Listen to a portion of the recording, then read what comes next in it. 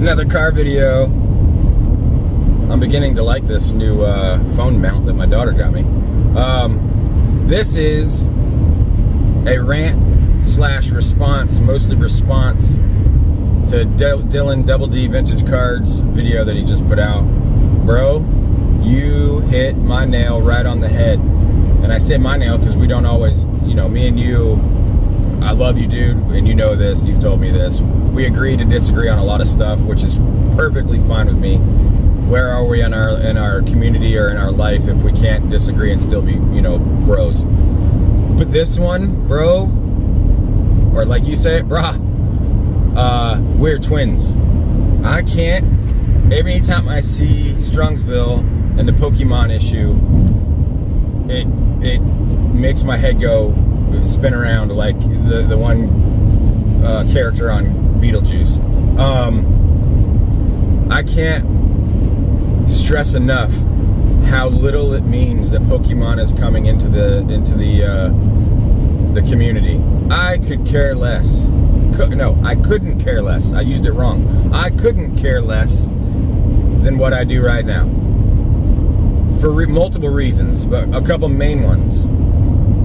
Pokemon's been around since 1996. It's not going anywhere. It's getting bigger. One Piece is coming in, which, by the way, if you haven't looked at art cards for One Piece, they're freaking phenomenal. I don't like it. I don't collect it. Not that I don't like it. I just don't collect it.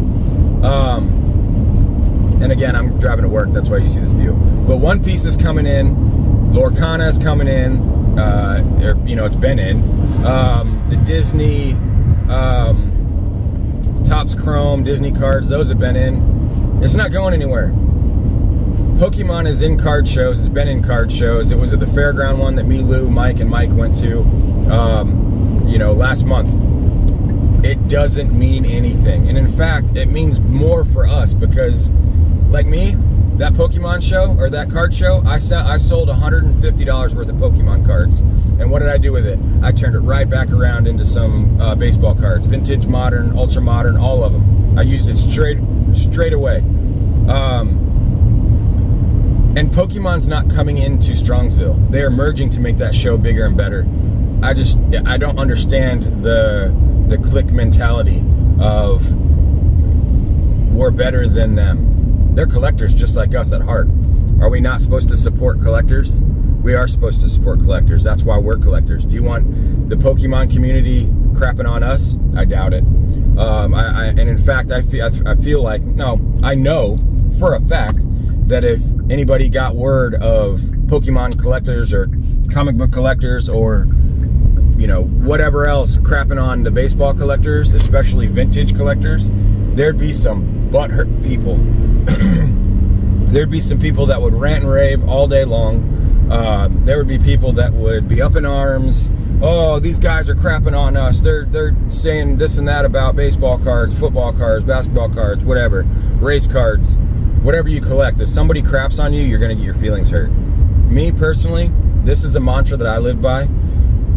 I tell all my guys that come through, if I get new guys on my shift, or if I'm riding up as battalion chief, this is what I say to new hires. And this is what I say in my peer support speeches that I do for the new hires. Because when we have new hires, I get contacted by training. They say, hey, come on in. We're going to do another peer support speech for these new hires. So I explain to them what our peer team's all about. This is the mantra that I say that I live by, and this is exactly what I live by. I had a very hard time early in my career with playing jokes with people, but when they played jokes on me, I got butthurt. And that was a wrong way of thinking. If I can dish it out, I need to be able to take it twofold, tenfold, whatever. But I tell them this. If you're worried about what other people are thinking of you, consider this one thing in every situation of life.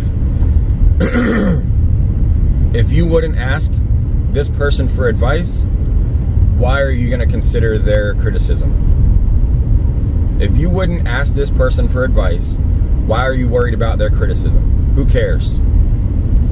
If you're worried about something, consider the source. That's all that means. Consider the source. If you're not going to talk to that person and ask him life advice or business advice or, hobby advice in this case, then why worry about what they think? That's what I say. That's what I tell these new guys. And that's the mantra that I live by. It's the same thing in this hobby to an extent. I don't care what people think about me, so I don't get embarrassed. I don't care what people think about me, so why am I going to worry about what other collectors say about my collection or what I collect or how I collect? I'm not going to worry about it. But I know for a fact that if Pokemon collectors came in our forums or whatever and were talking garbage to us or about you guys or about us or about me, there'd be a certain amount of people that got butthurt. I know for a fact. So I'm right there with you, Dylan. It drives me bonkers to just hear the constant beating of a dead horse, like you said. Change the subject, guys. Like, I want to go to Strongsville, and when I do go to Strongsville, I'm not going to say if, but when I do get to go to Strongsville, I'm going to embrace the Pokemon. And you know what? I'm going to bring some of mine to trade for baseball cards, because that's how I look at it. I'm trading up to baseball cards. Depending on which Pokemon cards I sell, I'm trading down to some baseball cards. But they're here to stay. So let's get along, get over it, and let's be humble. We're not a holier-than-thou community. At least for the most part, we're not. There's some in here, but we're not. And the second part, Dylan, about your gambling. Oh my goodness, dude. This hit a chord in me.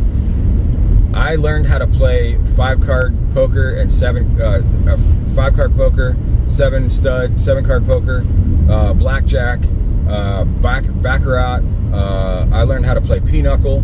I learned how to play roulette. The only one my dad didn't teach me how to play was craps, because he really didn't understand it either. But oh my goodness, we played so many card games when I was growing up.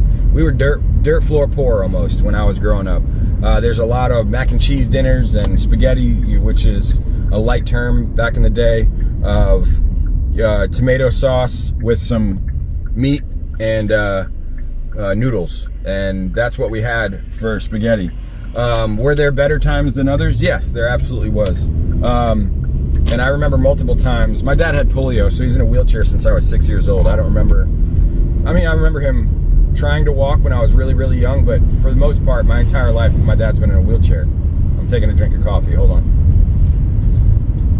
And people would always stare, and I think that's where a lot of my ability to not get embarrassed came from, because other people would stare and they'd look at you, and I actually became outspoken with this too, because there'd be multiple times where people would park in the handicapped parking spots and they'd get out and walk. And I understand there's other handicaps, but to me, if you're able to drive, then you shouldn't be parking. If you're able to walk and drive, you shouldn't be in a handicapped parking spot.